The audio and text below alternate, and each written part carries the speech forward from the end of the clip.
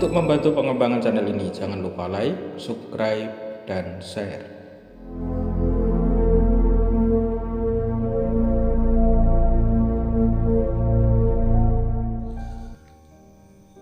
Assalamualaikum warahmatullahi wabarakatuh. Sahabat ngaji wali yang dimuliakan Allah, dalam episode yang ke-10 ini kita akan membahas suluk linglung bait yang ke-11 dan 12 dari Pupuh Asmarandono. Bait ini adalah merupakan jawaban dari Sunan Bonang atas pertanyaan Sunan Kalijaga yang disampaikan pada bait sebelumnya, seperti yang kita bahas dalam episode ke-9. Monggo kita mulai saja untuk membacakannya. Jeng Sunan lingiro aris, Seh Maloyo bener siro atopo panggih ingong, ingkang aran panarimo kang eling maring karya, duk lagi kamulanipun, apanora kadya mega. Kanjeng Sunan Bonang menjawab, Seh Melaya, bener ucapanmu. Pada saat bertapa kau bertemu denganku. Yang dimaksud menerima atau ridho ialah selalu ingat perilaku atau pekerjaan, seperti ketika awal mula dimulai. Bukankah itu sama halnya seperti asap? Dengan lemah lembut Sunan Bonang menjawab pertanyaan Sunan Kalijaga. Seh Melaya, benar apa yang kamu katakan. Pada saat bertapa kamu bertemu denganku. Setelah itu Sunan Bonang memberikan gambaran tentang maksud menerima atau ridho, yaitu agar selalu mengingat sebuah pekerjaan pada saat pekerjaan tersebut dimulai, di mana pada saat kita memulai sesuatu kita tidak bisa mengetahui apa yang akan terjadi selanjutnya. Meskipun kita sudah merencanakan dengan matang, karena semuanya tergantung pada ketentuan dan kehendak Allah Subhanahu wa Ta'ala. Semuanya seperti asap, kita tidak mengetahui arah asap tersebut setelah keluar dari api. Sahabat ngaji wali yang dimuliakan Allah, setiap hamba mempunyai cerita perjalanan hidupnya masing-masing, dan semuanya sudah tertulis di lauhul mahfuz sebelum dunia ini diciptakan. Hal itu merupakan salah satu bentuk kuasa Allah terhadap apa yang diciptakannya, dan setiap kita diperintahkan untuk ridho terhadapnya. Ridho adalah sikap ikhlas menerima apa yang terjadi pada setiap insan, baik itu berupa kebaikan maupun keburukan. Dan ridho adalah satu cerminan terhadap iman kepada qada dan qadar Allah Subhanahu wa Ta'ala. Ridho adalah sikap yang mengikutkan hati sebagai pusatnya. Tidaklah suatu hamba bisa ridho terhadap apa yang ditetapkan oleh Allah tanpa adanya iman yang kuat di dalam hatinya.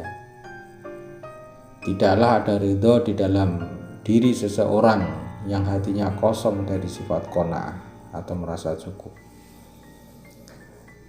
Dan beruntunglah orang yang di dalam hatinya ada sifat ridho, karena disitulah salah satu kenikmatan iman seseorang. Oleh karenanya Rasulullah Muhammad SAW bersabda yang artinya, akan merasakan kelezatan atau kemanisan iman orang yang ridho kepada Allah sebagai Rabb-Nya dan Islam sebagai agamanya, serta Nabi Muhammad sebagai Rasul-Nya. Demikian tersebut di dalam hadis riwayat Muslim. Ridho adalah sikap yang mungkin ringan pengucapannya di lisan, tapi berat untuk dilakukannya di hati. Tidak ada tujuan yang lebih baik dari seorang hamba yang hidup di dunia ini selain mendapatkan ridhonya. Kenyamanan hidup, harta yang melimpah, anak yang banyak, dan segala apapun yang diinginkan akan terasa hampa. Apan noro norakadya mega, yaitu seperti asap jika tidak mendapatkan ridho dari Allah Subhanahu wa Ta'ala. Jika dalam hidup ini kita berharap mendapat ridhonya dari apapun yang kita kerjakan, tapi pertanyaannya adalah apakah kita sudah ridho dari apapun yang Allah tetapkan kepada kita? Itu pertanyaan yang mestinya selalu kita tanyakan di dalam hati kita masing-masing. Kemudian dalam bait yang ke-12 disebutkan pan kadya hidayat wening sarupa iman hidayat. Apa katon sak beneri nanging iku ruhanira datan kena dinuga utawa yen sira bantu kelawan netra kepala. Itu tadi seperti hidayat wening atau petunjuk yang jernih serupa dengan iman hidayat. Apakah itu nampak dengan sebenarnya? Namun ketahuilah itu semua tidak dapat diduga sebelumnya dan sesudahnya, sekalipun kau gunakan dengan mata dan kepala.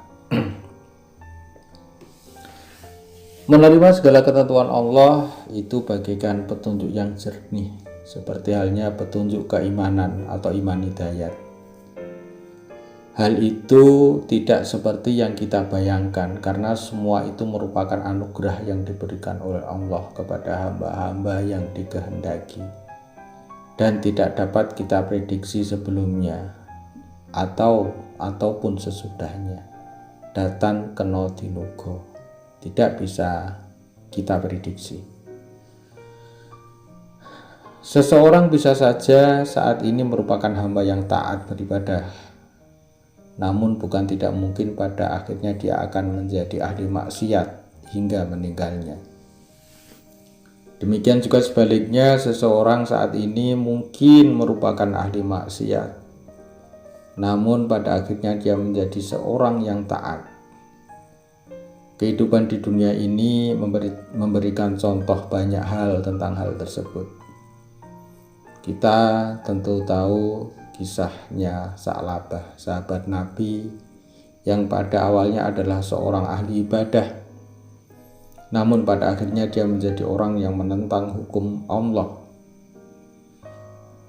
Namun demikian ada juga sahabat Rasulullah, yaitu Sayyidina Umar ibnu Khattab, yang semula adalah orang yang membenci Islam dan Rasulullah, namun pada akhirnya beliau menjadi pembela Islam yang mempertaruhkan harta dan jiwanya demi kejayaan Islam. Itulah iman hidayat, di mana hanya Allah yang memiliki hak atasnya. Seperti yang disebutkan di dalam Al-Quran surat Al-Qasas ayat 56,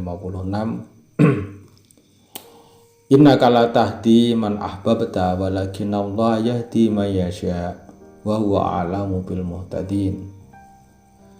Sesungguhnya kamu tidak akan dapat memberi petunjuk kepada orang yang kamu sayangi, tetapi Allah memberi petunjuk kepada orang yang dikehendakinya, dan Allah lebih mengetahui orang-orang yang mau menerima petunjuk.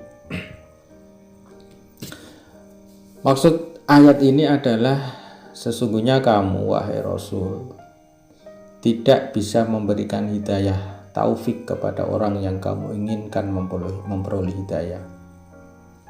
Akan tetapi urusan itu berada di tangan Allah. Dia memberikan hidayah kepada orang yang dikehendakinya.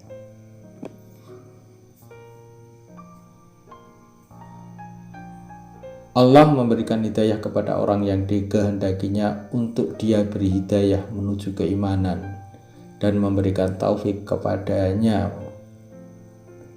untuk menuju hidayah itu. dan dia lebih mengetahui orang-orang yang pantas menerima hidayah, dan kemudian dia menunjukkan jalannya kepada orang tersebut. Namun hal yang harus diingat adalah kewajiban kita hanya menyampaikan, bukan mengubah. Maka ketika kita sudah mencoba berusaha untuk menyampaikan kebenaran, mengingatkan dalam kebaikan, maka saat itu sudah gugur kewajiban kita. Tidak ada kewajiban setelah kita mengingatkan orang yang kita ingatkan harus berubah, tidak ada ya. Karena sesungguhnya semua itu adalah hak prerogatif Allah kepada siapa saja yang Allah kehendaki untuk berubah dan mendapat hidayah. Sekalipun orang tersebut adalah orang yang sangat kita cintai, baik itu orang tua, suami, istri, anak, sahabat dekat, atau bahkan diri kita sendiri.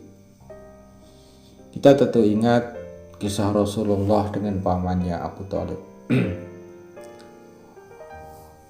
Rasul beriman kepada Allah, sementara pamannya Abu Thalib tidak. Rasulullah berdoa sekuat tenaga, bahkan sampai menangis dan memohon agar pamannya mendapat hidayah. Tapi Allah tidak menghendakinya. Karena apa? Karena hak memberi hidayah hanya ada pada Allah.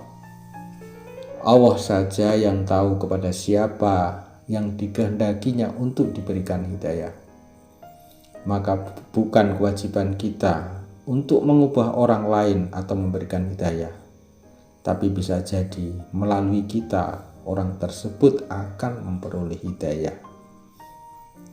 Sahabat ngaji wali yang dimuliakan Allah, demikian penjelasan tentang ridho pada ketentuan Allah dan tentang iman hidayat yang tidak pernah kita prediksikan atas diri seseorang, karena semuanya merupakan wewenang dari Allah Subhanahu wa Ta'ala.